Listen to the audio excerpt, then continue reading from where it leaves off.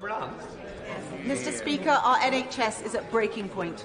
My constituent was told he needed a gallbladder operation after a visit to A&E. He waited in hospital, nil by mouth, all day, no operation. He's then told to stay overnight or risk his place on the list. So he sits in a hot, smelly, windowless waiting room for 8 hours on a plastic chair. Then a gurney comes with no pillow, and that's where he sleeps. And the next day, the nurses say, no operation. Keir Starmer had weathered his share of political storms, but nothing prepared him for this. On live television, he was left speechless, cornered by a calm but relentless force, MP Layla Moran.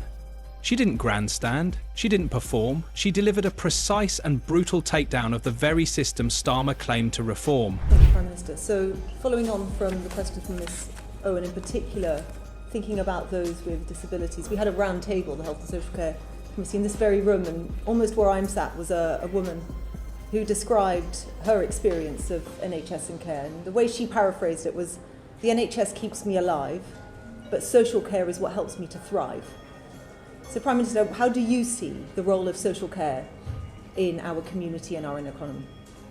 At the centre of her challenge was a story, a woman relying on social care not for convenience, but for the basic ability to survive. It was a reminder that this issue isn't academic.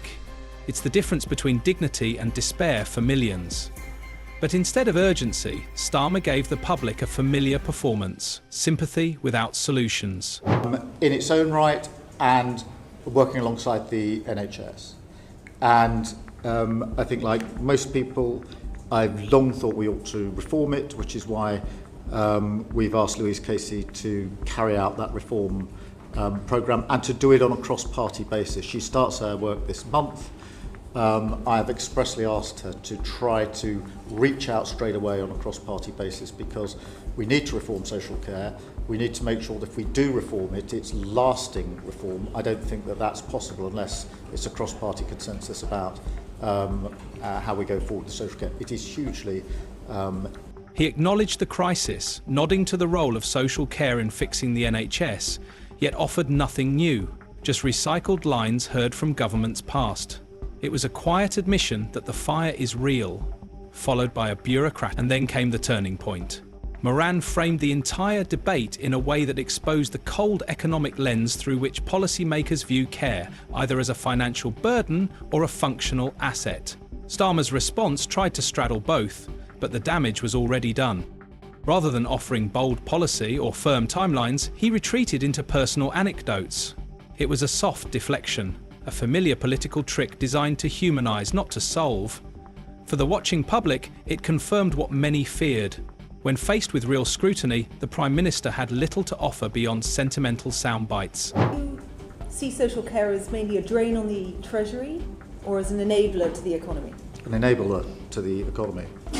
My sister's a care worker, by the way, so I know this firsthand. I mean, absolutely, it's about ensuring that people can live to their full potential for as long as possible. What followed wasn't a debate, it was an unravelling.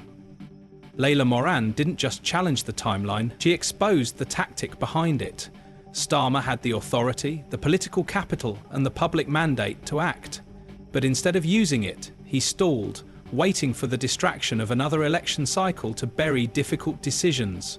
She made it clear the delay wasn't just unfortunate, it was calculated.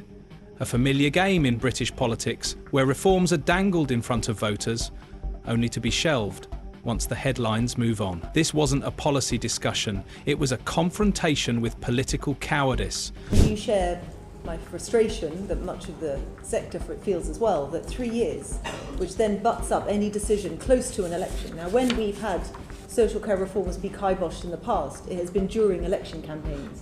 Surely the way to solve this would be to get this done and dusted during this Parliament, not kick it into the long grass, so that it can then be kiboshed at the next election. Yeah.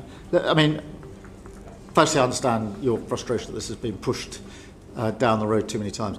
The way I see it is this. One, we need to take time to get it right, and it needs to be cross-party. And Louise Casey is, in my view, the right person on a project like this. I've got huge experience working with Louise Casey. But that shouldn't stop us doing things straight away, to answer your question, which is why we made available £3.7 billion of additional funding for social care authorities in 25-26. That is really important as a sort of first step, and obviously took steps in relation to carers allowance, weekly earnings limit, a fair pay agreement for social. And Starmer had no defence. He acknowledged the frustration, nodded at the criticism, and tried to neutralise it with promises of future funding. But even that came with caveats. Everything would be handled in due course, guided by external reviews and committees. The problem? The house was already burning, and Starmer was talking about hiring inspectors next year. The plan he outlined was carefully packaged. Money to be released in the future, vague mentions of allowances, and long-term agreements. But none of it addressed the urgency staring him in the face. To the casual observer, it might have sounded reasonable, but for those who understood the system, it was painfully clear. What he offered wasn't reform, it was a delay disguised as progress. And as Moran pressed harder, the mask of empathy began to slip, revealing the practiced inaction beneath. When pressed on the details, Starmer leaned into numbers. He cited figures that sounded impressive. Billions allocated, percentage increases, planned reforms. But behind the headlines, Moran zeroed in on the truth. Most of that money wouldn't make it to the front line. It would be swallowed by rising costs, administrative bloat, and pre-existing obligations. Do you accept that much of that money, in fact, has not been able to get to the front line because of the NICS increases? Well, because social care sits outside. So whilst local authorities have had some money flow down to them, it barely covers the NICS increases for those social care providers. I mean, it's £3.7 billion of additional funding. That's a huge uplift. It's 6.8% in cash terms. But the amount that's going to the independent social care providers is about 800 million to 880 million. Indeed, yeah, to local authorities, which is about the bill for the NICS increase. Well, look, I mean, it's a huge cash terms increase that's which isn't actually gone going through. to deliver anything new. It's Well, just going to pay you. It's alongside the work we're doing on carers allowance. It's alongside the work we're doing on fair pay agreements, which I do think will make a material difference. You know, it's a significant amount of additional funding to the funding that was put in before. But do you see when the issue times here, are quiet, Franz? you know, when you know, as you will know, there are quite significant budgetary constraints at the moment. This wasn't a budget boost, it was a maintenance fee for a collapsing system. Starmer responded with what looked like confidence, but was actually deflection. He emphasised the total sum, repeating it as though saying it enough times would make it meaningful. He listed initiatives meant to signal action, but every one of them was either delayed, underfunded, or drowned in bureaucracy. More than anything, it became clear that he was measuring success by how much money had been pledged, not by what that money could actually achieve. It was a classic bait and switch. Sell the illusion of progress through inflated figures and hope no one notices the absence of impact. But Moran noticed, and she called it what it was. A political shell game. The numbers might look generous on paper, but on the ground, care homes were still understaffed, workers still underpaid, and families still overwhelmed. And you see the issue here is that we're trying to shift a dial, and the money that you're talking about is always welcome, but it's barely shifting that dial. Do you recognise that there is a cost to not reforming the system as well, both to human costs but also to getting people in work and keeping them in work? Yes, that's why I want to reform the system, absolutely. Because we are currently looking at this as a committee, but are surprised to find that the government has barely looked at it from that lens. So perhaps an undertaking from you to look at it through that lens would help the Treasury to see what you and I clearly both see, which is that social care is worth investing in. Yeah, I've always approached this on the basis that the health service and social care are important for physical, mental health and the support that people need throughout their lives, but they're also hugely important to the economy. Starmer's strategy had been exposed: create the appearance of movement without ever truly moving. And in that moment, his leadership looked less like reform and more like survival. As the conversation deepened, Moran shifted the lens, away from just numbers and toward consequences. The real cost of neglecting social care, she argued, wasn't only financial. It was human. It meant people trapped at home, families pushed to the brink, and thousands unable to return to work, not because they didn't want to, but because the system made it impossible. Starmer nodded in agreement, as if conceding the obvious. He reiterated that reform was necessary, that social care was linked to economic growth, and that failing to act would carry a heavy price. But again, his words came coated in political varnish. He didn't commit to immediate action. He didn't outline a roadmap. Instead, he returned to broad strokes, promising future reports, slow reforms, and delayed outcomes. It was a response built to sound thoughtful, but engineered to avoid accountability. Even more telling was his framing. Starmer spoke of social care not as a moral obligation, but as an economic lever. In his world, care was valuable because it allowed more people to return to the workforce, not because it upheld dignity or humanity. That shift in tone said it all. And just one final slight about turn. We have heard a lot of the conversation about tariffs, and you'll know in the past President Trump's approach to our NHS when it came to UK-US trade negotiations. He had his eye firmly on parts of the NHS. Now, you've said publicly that nothing is off the table. Does that include everything to do with the NHS, which includes drug patents, negotiated prices for medicines, and market access for US companies? Well, I've been very protective of the approach we take the NHS in any dealings with any other country, because it is our greatest asset and we are not trading it away. And that's the approach that I take here.